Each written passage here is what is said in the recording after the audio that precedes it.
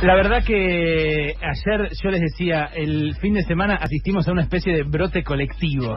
No un brote del virus, no el rebrote que disparó la segunda ola, sino un brote psicótico, una especie de locura que se apoderó de toda la sociedad y la sacó del estado deliberativo en el que ya estaba para meterla directamente en el chaleco de fuerza. Perdónenme, yo sé que la metáfora a veces cae mal, que no tiene esto nada que ver con la salud mental, tampoco soy un profesional especializado en eso, pero la verdad es que estamos inmersos en una cantidad de discusiones sin sentido que me parece podríamos ahorrarnos. De verdad, lo digo en el mismo tono calmo en el cual ayer les dije lo que les dije, que creo que estamos ante una circunstancia muy compleja, especialmente compleja. Me parece que el colapso del sistema sanitario porteño privado queda clarísimo en el dato que confirmó esta mañana Fernán Quirós y ayer también deslizó Horacio Rodríguez Larreta en un noticiero, en una entrevista, de que la ciudad le había pedido urgentes 60 respiradores a la nación porque les tuvo que dar esos respiradores a los sanatorios privados que están colapsados. La situación crítica es evidente, la cantidad de anécdotas se apilan, o sea, yo quiero en general apelar a estadísticas, no a casos aislados, pero siento que hablando de los casos aislados se entiende mejor. Y entonces cobra sentido hablar del maestro que se murió en la escuela de Lugano, o del que está internado hace 3 semanas de la escuela Rayo, la industrial de ahí de Libertador y General Paz, también estatal. Y así como les conté el viernes que había habido un amigo que tuvo a su padre en una ambulancia durante 11 horas hasta que consiguió cama, les conté que hubo otro al cual el suegro le agarró una ACV y no encontraron cama para atenderlo, incluso en una de las clínicas más caras de la Argentina.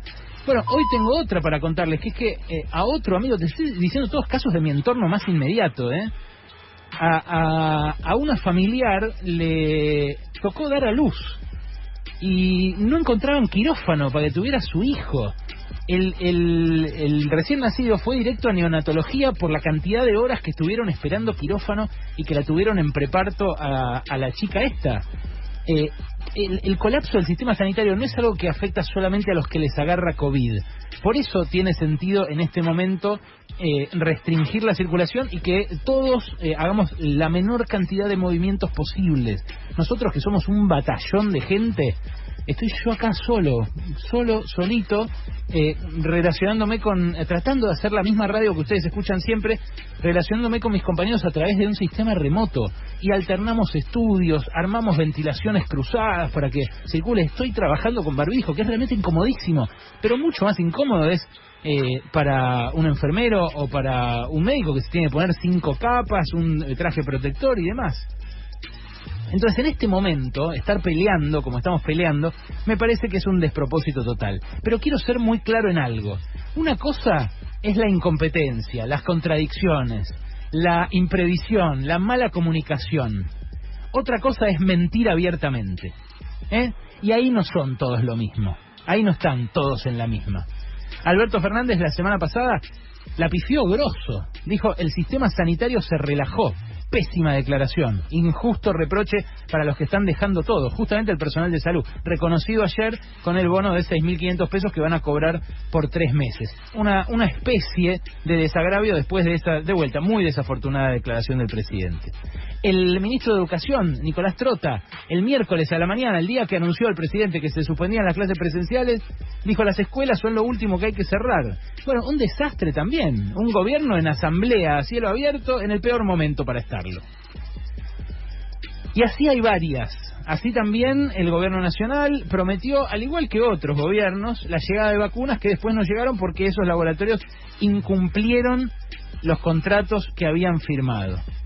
Pero de vuelta, no es lo mismo la incompetencia, la imprevisión, incluso las contradicciones, que la mentira abierta. El jefe de gobierno porteño viene en una deriva en esta última semana, estos últimos 10 días, en los cuales está irreconocible. El Horacio Rodríguez Larreta, que cómodo ocupaba el centro del espacio político y condicionaba así a Alberto Fernández, a su vez en su propia interna, en la relación con Cristina Fernández de Kirchner o con Axel Kicillof, dio lugar a un Horacio Rodríguez Larreta que parece un títere de Mauricio Macri y Patricia Bullrich. Empezó la semana pasada, justamente cuando se dio esta divergencia de criterios en el peor momento. Y en las conferencias de prensa viene repitiendo el intendente esto que vas a escuchar. Llevar tranquilidad a las familias, que sepan que todas las decisiones que tomamos en la ciudad de Buenos Aires son basadas en los datos, son basadas en la evidencia. Todas las decisiones recogen la opinión de expertos nacionales e internacionales. Bueno, esto que acaba de decir es mentira. Es mentira. Está bien, es un eslogan, garpa decirlo, está bien comunicacionalmente, desde el punto de vista del marketing político, pero es mentira. ¿Y sabes quién lo verificó? Nosotros, acá. Ayer a la mañana, Ernesto Tenenbaum y Jairo Straquia entrevistaron a Soledad Acuña, la ministra de Educación. A la tarde, nosotros acá, con Noé, con Wall, entrevistamos a Juan José Méndez, el ministro de Transporte porteño. A los dos les hicimos la misma pregunta. ¿Cuál es el dato a partir del cual ustedes van a decidir cerrar la presencialidad en las escuelas? No nos supieron contestar. Entonces es mentira que trabajan sobre datos. También en una de las conferencias de prensa recientes dijo esto Horacio Rodríguez Larreta. ¿No correspondería que la ciudad fuera más... En entrevista con Ernesto Tenenbaum. ¿No correspondería que la ciudad fuera más audaz en la asistencia a las personas que están afectadas por la pandemia en general y por algunas medidas en particular? El gobierno de la nación tiene la maquinita de hacer dinero y nosotros no. Nosotros no podemos ser más audaces que la plata que tenemos. El gobierno de la ciudad tiene un presupuesto acotado y no tiene posibilidad de emitir. O sea, no tenemos plata indiscriminada para ser más audaces, como decís vos. Bueno, esto se lo dijo esta mañana, no tenía el dato, se lo dijo esta mañana Ernesto.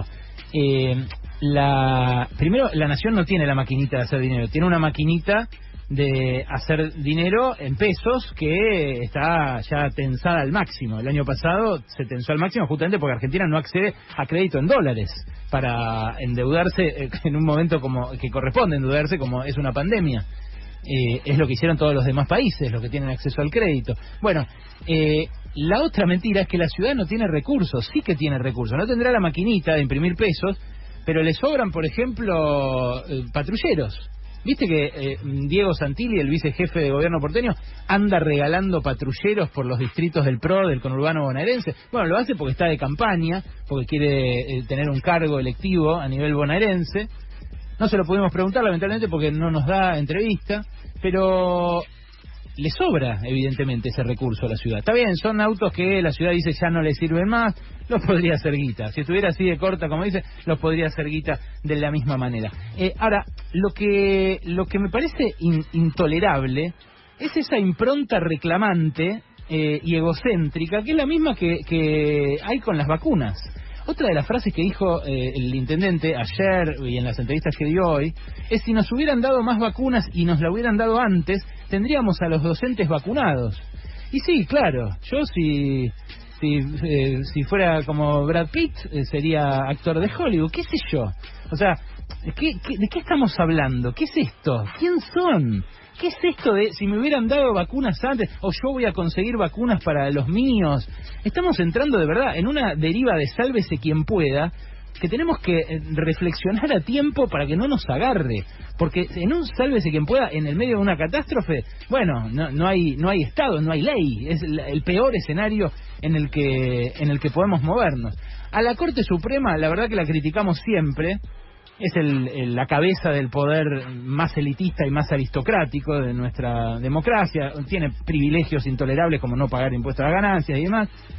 Pero la verdad fue la única que ayer le puso un manto de cordura a este debate. Dijo, acá hay un quilombo entre distritos, yo voy a ser la que acá ponga orden. Porque mientras tanto los chicos la están pasando para el Tujes, asisten azorados a una escalada de confusión, de violencia verbal, de discusiones, de angustia. Yo no sé si les pasó a ustedes en sus casas, pero hay una angustia indescriptible en los pibes, y ellos no saben, la incertidumbre es lo peor para pibitos que la rutina los ordena, que le alteramos tanto la rutina el año pasado. Es cierto, es una cagada, que el año pasado hayamos tenido tantos meses de cuarentena y que no hayan intentado reabrir las escuelas antes cuando bajaron los casos. Bueno, esa fue parte de la impericia que también se le puede achacar al ministro Trota, ¿no? Que tenía a su cargo eso el año pasado y que la hizo más fácil. Bueno, la verdad es que estamos en un momento muy delicado. De vuelta, no solo por el colapso del sistema sanitario porteño, por el riesgo que hay en el conurbano bonaerense,